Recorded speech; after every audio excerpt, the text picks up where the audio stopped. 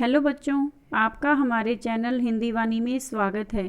पिछले भाग में हमने कक्षा 9वीं की पाठ्यपुस्तक क्षितिज का पाठ 6 प्रेमचंद के फटे जूते पढ़ा था।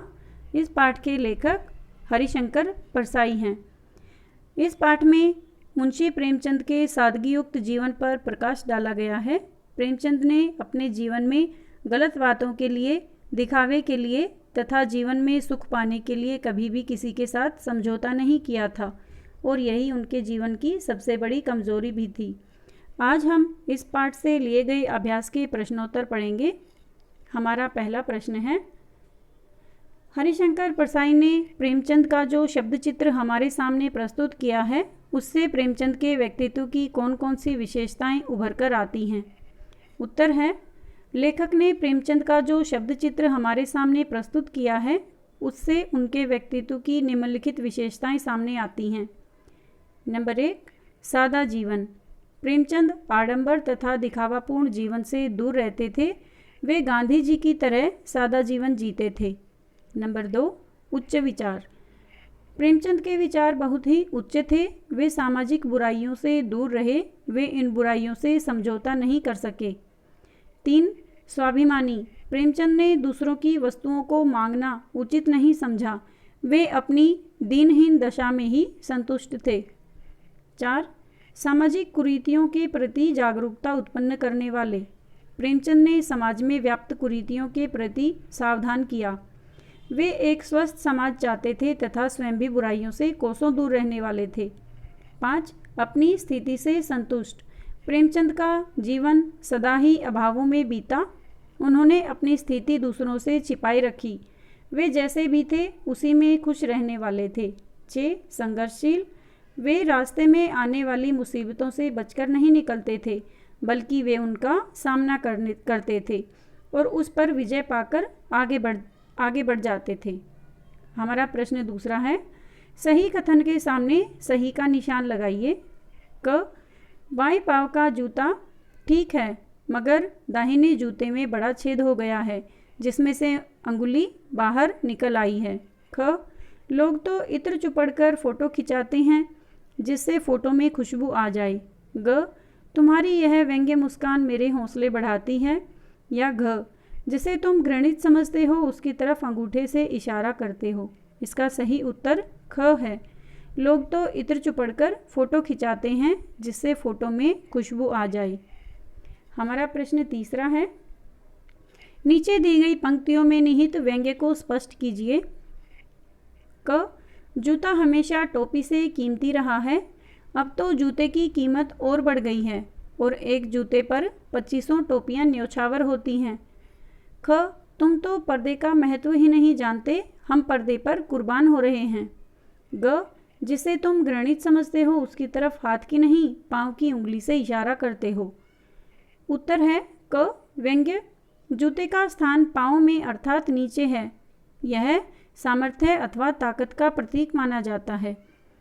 टोपी का स्थान सिर पर अर्थात सम्माननीय है, पर स्थिति इसके विपरीत है। आज लोग अपने सामर्थ्य के बल पर अनेक टोपियों सम्मानित एवं गुणी व्यक्तियों को अपने जूते पर झुकाने को विवश कर देते हैं और लोग अपना स्वाभिमान भूलकर अपना सिर उनके सामने झुकाते हैं।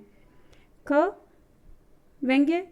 लोगों में एक प्रवृत्ति होती है बुराइयों को छिपाने की या उन पर पर्दा डालने की। लोग अपनी बुराइयों को दूसरों के सामने नहीं आने देना चाहते, पर प्रेमचंद ने अपनी बुराइयों को कभी छिपाने का प्रयास नहीं किया। वे भीतर बाहर एक समान थे। दूसरे लोग पर्दे की आड़ में कुछ भी करते रहते हैं, लेकिन मुंशी प्रेमचंद इस प्रकार की दिखावा या आडंबर रहित जीवन में विश्वास नहीं करते थे। ग, प्रेमचंद ने सामाजिक बुराइयों को अपनाना तो दूर उनकी तरफ देखा भी नहीं। उन्होंने इनकी तरफ हाथ से भी इशारा नहीं किया। इन्हें इतना घृणित समझा कि पैर की उंगली से उनकी ओर इशारा करते हुए दूसरों को भी उससे सावधान किया। हमारा प्रश्न 4 है, पाठ में एक जगह पर लेखक सोचता है कि फ़ोटो खिंचाने की अगर यह पोशाक है तो पहनने की कैसी होगी, लेकिन अगले ही पल यह विचार बदलता है कि नहीं, ऐसे आदमी की अलग अलग पोशाकें नहीं होंगी। आपके अनुसार इस संदर्भ में प्रेमचंद के बारे में लेखक के विचार बदलने की क्या वजहें हो सकती हैं? क्या कारण हो सकता है कि लेखक ने अपना यह विचार बदल दिया? उत्तर है, प्रेमचंद के बारे में लेखक के विचार बदलने के निम्नलिखित कारण हो सकते हैं। 1. लोग प्राय ऐसा सोचते हैं और करते हैं कि दैनिक जीवन में साधारण कपड़ों का प्रयोग करते हैं और विशेष अवसरों के लिए वे अच्छे कपड़े रखते हैं। प्रेमचंद के पास शायद दूसरी पोशाक ही नहीं थी। नंबर 2, लेखक सोचता है कि सादा जीवन जीने वाला यह आदमी बाहर भीतर सब जगह एक सा है। इसका दोहरा व्यक्तित्व नहीं है। इन्होंने कभी दिखावटी जीवन नहीं जिया। हमारा प्रश्न 5वां है, आपने यह व्यंग्य पढ़ा, इसे पढ़कर आपको लेखक की कौन सी बातें आकर्षित करती हैं? उत्तर है, इस व्यंग्य में हमें लेखक की कई बातें आकर्षित करते हैं। सर्वप्रथम लेखक ने व्यंग्यात्मक शैली में महान साहित्यकार प्रेमचंद का चित्र प्रस्तुत किया है, उनकी विशेषताओं से हमें परिचित कराया है। दूसरे लेखक ने प्रेमचंद पर व्यंग्य तो किया है, पर उसने स्वयं को भी कभी भी व्यंग्य से अलग नहीं रखा। तीसरे, लेखक को मानव जीवन की अत्यंत गहरी समझ है। उसने जीवन के सुख दुख को अत्यंत निकटता से देखा है। चौथे, लेखक सामाजिक बुराइयों तथा कुरीतियों के प्रति भी सजग है। उसने व्यंग्य के माध्यम से इन पर भी प्रहार किया है। प्रश्न 6, पाठ में टीले शब्द का प्रयोग किन संदर्भों को इंगित करने के लिए किया गया होगा? उत्तर है, टीला रास्ते में आने वाला वह अवरोध है जिसको लांघना कठिन होता है या जिसको पार करना मुश्किल होता है। यहाँ व्यंग्य में टीला शब्द का प्रयोग प्रेमचंद के जीवन में आने वाली सामाजिक कठिनाइयों के लिए किया गया है, जिसे पंडित, पुरोहित, मौलवी, जमींदार आदि समाज के कथित ठेकेदारों ने खड़ी की हैं। इनके कारण ही ऊंच नीच की भावना, जाति पाति, छुआछूत, बाल विवाह, शोषण, बेमेल विवाह, अमीर गरीब की भावना आदि जो विचार हैं, जो कुप्रथाएं हैं, वो हमारे जीवन में टीले के रूप में हमारे मार्ग में खड़ी हो जाती हैं और हमारा मार्ग अवरुद्ध कर देती हैं। उम्मीद है बच्चों, आपको अभ्यास के ये प्रश्नोत्तर समझ में आ गए होंगे।